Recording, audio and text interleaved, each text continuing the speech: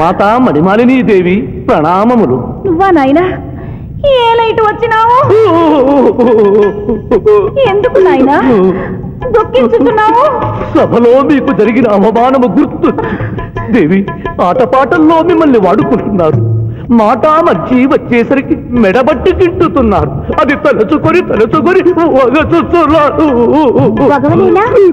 మా నాదుల వద్ద మాకి అవమానాలు అలవాటే. ఆహా, యోజముల వారి భార్యామణి మా భూమి మీద ఆడువారిదే పైచేయిగా ఉన్నది. వారు ఆరాధించబడటమే కాదు, రాష్ట్రాలను కూడా పరిపాలిస్తున్నారు. మరి మీరేలా మీ లోకంలో తల దించుకుని బ్రతుకుతున్నారు? ఎదిరించి మేమేమి చేయగలం? యమలోక వస్తువులను సమావేశపరుద్దాం, నరకంలో సగం మీదేనని రుజువు చేద్దాం. వెంటనే యమనాడుకి పిలుపునిద్దాం. అది ఏమి నాడు? ఈ మధ్య మా రాష్ట్రంలో కమ్మనాడు, కప్పునాడు, రెడ్డినాడు, గౌడునాడు, యాదవనాడు, మాదిగనాడు, మాలనాడు అంటూ కులానికో నాడు మొదలైంది. కానీ కూడు పెట్టే నాడు మాత్రం లేదు. ఆ టైపులోనే యమనాడు. యమలోకపు ఆడపడుచులకు ఈ శివాజీ స్వాగతం సుస్వాగతం. నరకం ఈనిందా, వైతరిని పుంగిందా, స్వర్గం తలక్రిందులైందా అన్నట్లు ఈ నరకలోక దుర్నీతికి వ్యతిరేకంగా ఇంతమంది మహిళలు ఇక్కడికి రావడం నభూతో నభవిష్యతి. ముందుగా మనందరికీ మాతృ సమానురాలు, యముడి పట్ట మహిషి, నూతన చరిత్రకు శ్రీకారం చుట్టబోతున్న మాత మణిమాలినీదేవికి అమ్మలారా, అక్కలారా, చెల్లెళ్ళారా, 14 లోకాల వాసులు ఆరాధించే దేవుళ్ళు త్రిమూర్తులు. అందులో బ్రహ్మ సరస్వతీదేవిని ముఖాన పెట్టుకున్నాడు. మహావిష్ణువు లక్ష్మీదేవిని గుండెల్లో పెట్టుకున్నాడు. పరమేశ్వరుడు అర్ధనారీశ్వరుడై తన శరీరంలో సగభాగం ఇచ్చాడు. దేవతలే తమ భార్యల్ని అంత గౌరవిస్తుంటే మీ లోకంలో భార్యలను మెడబట్టి గింటుతుంటారు. ఇది తప్పు కదూ. ఒకప్పుడు మా భూలోకంలో కూడా స్త్రీలు మీలాగే అవమానించబడ్డారు. అప్పుడు ఓ రాజా రామ్మోహన్ రాయ్, ఓ కందుకూరి, ఓ గాంధీ, ఓ గురుజాడ, ఓ చలం, వాళ్ళందరూ స్త్రీల కోసం పోరాడి స్త్రీల జీవితాల్ని మార్చివేశారు. వీళ్ళందరూ ఎవరు? ఓహో, స్త్రీల జీవితాన్ని స్వర్గతుల్యం చేసిన మహానుభావుల పేర్లు కూడా తెలియదా నీరజాదేవి? తెలీదు కుమారా. మాకు హిట్లరు, ముసోలిని, ఇడి అమీను, నాదిర్ షా లాంటి వారి పేర్లు తెలుసు. ఓ, ఇది కదా కుట్ర. గొప్ప వాళ్ళందరినీ స్వర్గలోకములకు పంపించి నీ ఎంతలను ఇక్కడికి పంపారన్నమాట. ఇంకా మీకు జ్ఞానము బోధించు వారెవరు అయినను మించిపోయింది లేదు.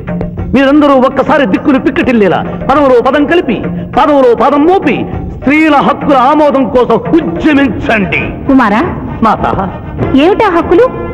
ఇంటిలో పంటలు, లాలనలో పాలనలో, ఆస్తిలో అధికారములు, ఇష్టిలో పుష్టిలో సగపాలు అడగండి. కోర్కెలు అంగీకరించకపోతే 3 పుకారములు నిషేధము అని తెల్పండి. మానవుడు శివాజీకి.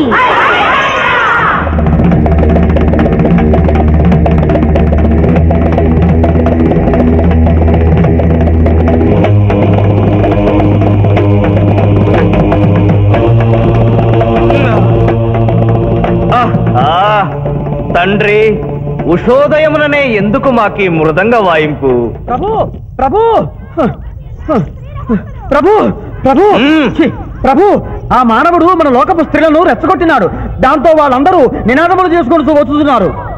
అవును తండ్రి, నా ఎడమ కన్ను తమలపాకు వలె టపటపా కొట్టుకొనుచున్నదేమి?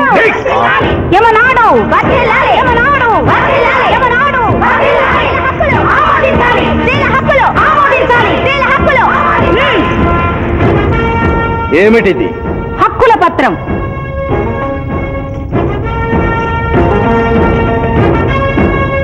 ఈ హక్కులు మేము ఇవ్వకపోతే మీకు 3 పుకారములు నిషిద్ధం. 3 పుకారముల? అవి ఏమి? తేన్పు, పాన్పు, కాన్పు ఈ క్షణం నుండి నిషిద్ధం. అంటే రేపటి నుంచే ఏ స్త్రీ వంట చేయదు. అంటే తేన్పులు ఉండవన్నమాట. ఏ స్త్రీ సంసారం చెయ్యదు. అంటే పానుపులు ఉండవన్నమాట. ఏ స్త్రీ బిడ్డల్ని కనదు. పాన్పు లేకుండా పాన్పులు ఎట్లు కలుగును? ఏమి? ఈ తిరుగుబాటుకు కర్త కర్మ క్రియ ఆ మానవుడే. చూసితివా కుమారా, ఈ మానవుడు నిన్న మన తండ్రి కొడుకులకు పెట్టినాడు, నేడు మొగుడు పెళ్ళాలకు పెట్టినాడు. ఓరి మానవా, నిన్ను శపించదా? ఎందుకు ముసలియమ్మా, పెద్దయ్యమ్మా? స్త్రీలకు ధర్మం చెప్పినందుక? బిడ్డ భూమి మీద పడగానే పాలిచ్చి పెంచుతున్నది ఎవరు? దేవుడా? కాదు, తల్లి, కన్న తల్లి. ఆ తల్లి పాలు తాగి ఆ గుండెల్నే తినడం నేరం కాదా? సునకములు భౌ భౌ అనునట్లు మన ఆడువారందరూ ఔ ఔ అనుతున్నారు. మనము కూడా ఔ ఔ అందుమా? వలదు కుమారా. నాథ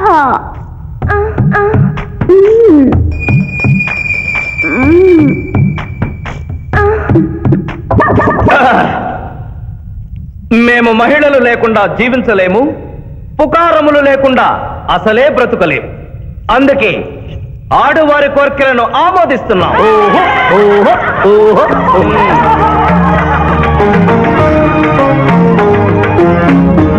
సభాసదులారా, మేము అధికార పీఠమును అలంకరించిన 2 రోజుల్లోనే సంచలనాత్మకమైన మార్పులు జరిగినవి. ఈనాటి నుండి యమలోకపు మహిళలందరికీ ఆస్తిలో, అంతస్తులో, హక్కులో, బాధ్యతల్లో సగభాగాన్ని ఏ షరతులు లేకుండా ఆమోదించుతున్నాను.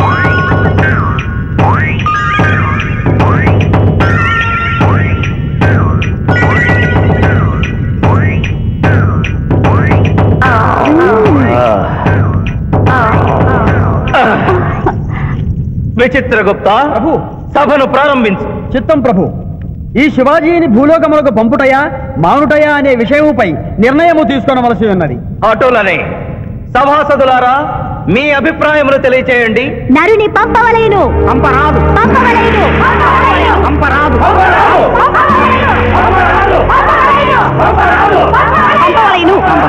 పంపవలేను.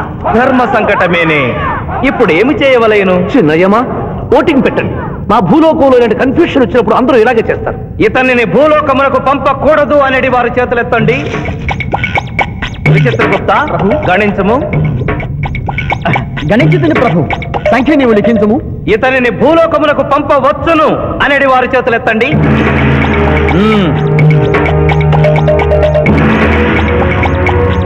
శివాజీని భూలోకమునకు పంపవలను అనేవారు 80 అధికముగా ఉన్నారు. అది ఎటుల సాధ్యము? యమలోకమున స్త్రీ పురుషులు ఇరువురు చెరిసగము కదా. నిజమే ప్రభు.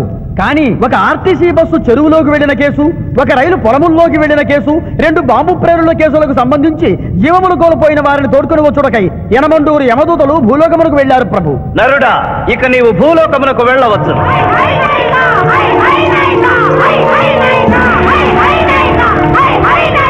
కుమారా, ఇతడు ఒంటరిగా కాదు, పూతన తోడు వెళుతుంది. పూతన, ప్రభు, భూలోకమున ఈ మానవుడు దేవరహస్యములు చెప్పరాదు. ఇతనికి నీవు ఏ సాయము చేయరాదు. 11 దినముల తరువాత ఇతనిని మళ్లీ నరకమునకు తెచ్చు బాధ్యత నీదే. ఆజ్ఞ.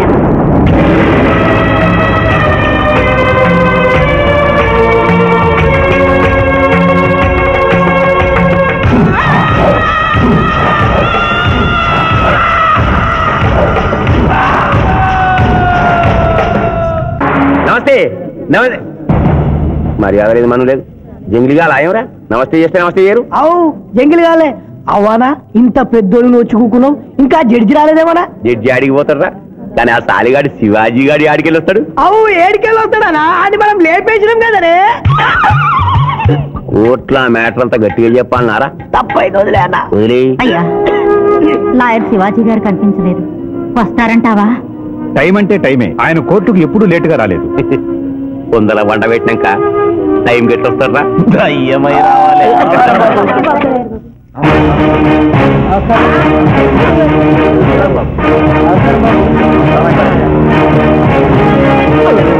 దయ్యం లేకున్నాడే. కాళ్ళు చక్కగానే ఉన్నాయి. ఉల్టా దొరికినాము. నమస్కారం ఎంపీ గారు. ఏమిటి అలా చూస్తున్నారు? లెగ్స్ ముందున్నాయో వెనుకున్నాయో వంగి చూసుకో. ఫింగర్స్ చూపించనా? అభిమన్యుడికి పద్మవ్యూహంలోకి వెళ్ళడమే తెలుసు, నాకు తిరిగి రావడం కూడా తెలుసు. మిస్టర్ శివాజీ, మీరేం చెప్పదలుచుకున్నారో చెప్పండి. మిస్టర్ జస్టిస్, నేను చెప్పదలుచుకున్నది ఆ బోన్లో నిలబడి చెప్పడానికి నాకు అనుమతి ఇవ్వవలసిందిగా కోరుతున్నాను. Your a lawyer? Yes your honour. దోషి అయిన శ్రీనాథుని నిర్దోషిగా, నిర్దోషి అయిన బాబ్జీని దోషిగా వాదించాను. అది నేరంగా భావించి ముద్దాయిగా నేను బోనెక్కాలనుకుంటున్నాను. కొత్త సాంప్రదాయానికి శ్రీకారం చుడుతున్నారా? ప్రొసీడ్. మిస్టర్ జస్టిస్, న్యాయపీఠం మీద కూర్చుని ప్రభుత్వం ఇచ్చిన జీతం మాత్రమే తీసుకుంటున్న మీకు న్యాయాన్ని కాపాడటమే ముఖ్యం. కోర్టులో న్యాయవాదిగా నిలబడి ఎంత ఫీజైనా తీసుకుని వాదించే నాకు క్లయింట్ ని గెలిపించడమే ముఖ్యం. నా వరకు నేను క్లయింట్కి విలువిచ్చాను, కేసు గెలిచాను, కానీ మానవత్వం ముందు ఓడిపోయాను. న్యాయానికి ఊపిరిపోసే లాయరు, రోగికి ప్రాణం ఇచ్చే డాక్టరు, 100 సంవత్సరాలు నిలబడే కట్టడాలకు రూపం ఇచ్చే ఇంజనీరు, భావి భారత పౌరుల్ని తీర్చిదిద్దే ఉపాధ్యాయుడు తమ వృత్తుల్ని దేవుడిచ్చిన వరాలుగా భావించిన నాడి ఆదర్శ సమాజం ఏర్పడుతుంది. కానీ నేను ఆ బాటలో నడవలేదు. డబ్బు సంపాదించడం కోసం అతను హంతకుడని తెలిసి నిర్దోషిని వాదించినందుకు నల్లగుడ్డ చాటున తెల్లబోయి చూస్తున్న ఈ ధర్మదేవతకు క్షమాపణ చెబుతూ ముద్దాయి శ్రీనాథ్కి ముఖ్య అనుచరుడైన పాండు గారిని విచారణకు అనుమతించవలసిందిగా కోర్టు వారిని కోరుతున్నాను. పర్మిటెడ్. పాండు పాండు పాండు. ఏమిటిపై నవ్వులుతున్నావు? కోర్టులోకి నవ్వులుతూ రాకుండా తెలీదా? మింగితే బింగు, లేదంటే బయటికి వెళ్ళి ఉమ్మేసిరా. తమరికి ఎప్పటి నుంచి అలవాటు? మా సార్ చేసిండు. ఓహో, సార్ ఏది చెప్తే చేస్తావా? చేయమా మరి. ఆయన ఏం తింటా, ఆయన ఏం తాగుతా, ఆయనకు విరాట్ బాండి బై. నేను ఇంకోటి ఉంది, ఓ చూడు బై. లేదు బై. అరే చూడు బై. అరే లేదు బై, చెప్తే నువ్వు పరిశాన్ చేస్తావు. ఇగో ఇది ఒక్కటే ఉంది. గుడ్. కోర్టులోకి ఇలాంటి ఆయుధాలతో రాకూడదని తెలియదా? ఇది లేకుండా వస్తే మా సార్ ఊరుకుంటారా? Mister justice, note this point. Note. దాని లేవు. ఇయ్యా ఇవ్వు. ఓ నా కత్తి పట్టుండే. ఇచ్చేరా, ఇచ్చే. నువ్వు తర్వాత పరిశాన్ చేయొద్దు, మా సార్ కూడా పరిశాన్ చేస్తాడు. ఇక నువ్వు వెళ్ళొచ్చు. మళ్ళా కలిసి మంచి పాటిస్తా. Mister justice, this is exhibit number 3. శ్రీనాథ్ని విచారణకు అనుమతించవలసిందిగా కోరుతున్నాను. శ్రీనాథ్ శ్రీనాథ్ శ్రీనాథ్. కత్తి గురించి బడి చెప్పినవరా? వీరాభిమానం కదా, కోరుసుకో. తల దూక్కోండి. అరే నేనేం స్మార్ట్ లేనా? పొద్దుగానే దూకున్నా, మళ్ళీ దూకోమంటావు? నేను దువ్వా. అబ్జెక్షన్ యువర్ ఆనర్, ఇదేమైనా అందాల పోటీనా? నీట్ గా తల దూకోవటానికి కోర్టు హాల్. మిస్టర్ జస్టిస్, నేనేమన్నా వారిని చెప్పుతో కొట్టుకోమన్నానా? దువ్వినతో దువ్వుకోమన్నాను. అతను తల దువ్వుకోవడానికి ఈ కేసుకి సంబంధం ఉంది. Objection overruled. Thank you mister justice. దువ్వుకోండి. కోడి కిరికినట్టు కాదు, గట్టిగా దువ్వుకోండి.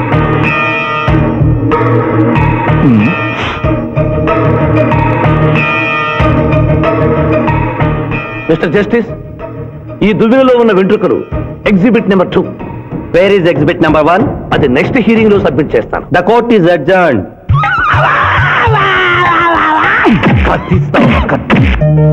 Thank you daddy, thank you so much. Thank you. Bye. Sindhu, మీ మావయ్య వస్తున్నారట. మావయ్య,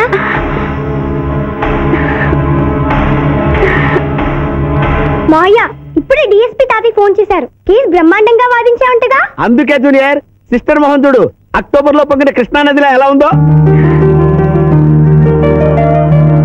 ఈ అమ్మాయి ఎవరు మావయ్య? పోతనని సిబిఐ ఆఫీసర్.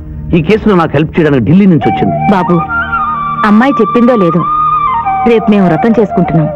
మీరందరూ తప్పకుండా రావాలి. నేనా? మీరు వస్తున్నారు, మీకోసం ఎదురు చూస్తూ ఉంటాను.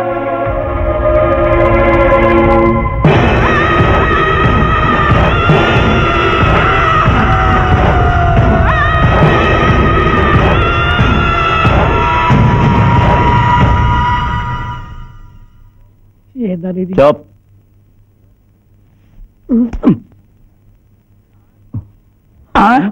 ఓ మై గాడ్, 106 డిగ్రీలే. ఇంకో 2 డిగ్రీలు పెరిగితే పోతాడా? సుబ్బే, నువ్వు ఎంబీబీఎస్ చదివినవా? చదివాను సార్. సచ్చినోడు బతుకుతాడా? సచ్చినా బతకడు. ఆడి చంపిలో ఎలా వారనూకినావు? మళ్ళా బతికొచ్చి కోట్ల గడగడగడగడలాడించుండు. ఇంపాసిబుల్. పాసిబుల్. బతికుండు. ఆడు యమజాతకుడన్నా, ఆన్ని మనం ఎన్నిసార్లు చంపినా మళ్ళీ బతికొస్తాడు.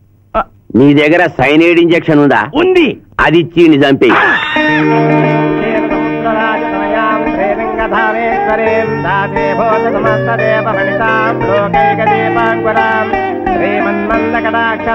ఆడపిల్లని నా కంటికి ఎంత అందంగా కనిపిస్తున్నావు, మా మాయ కంటికి ఎలా కనిపిస్తావు?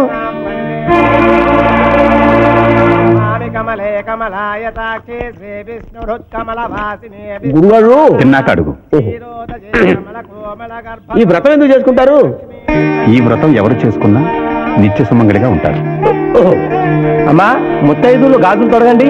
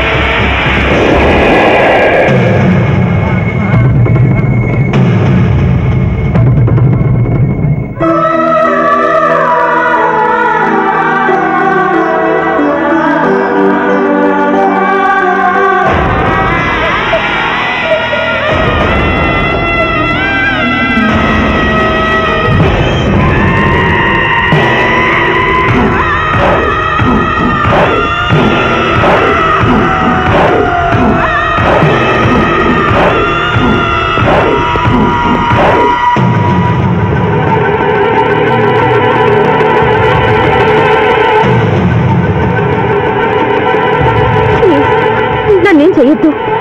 నేను నిశాంద్ర అవ్వకుండా చెడగొట్టావన్న కోపంతో నిన్ను వెంటాడాను. శిరీష్ నువ్వు ప్రేమిస్తున్నావని తెలిసి నీ పెళ్లి చెడగొట్టాలనుకున్నాను.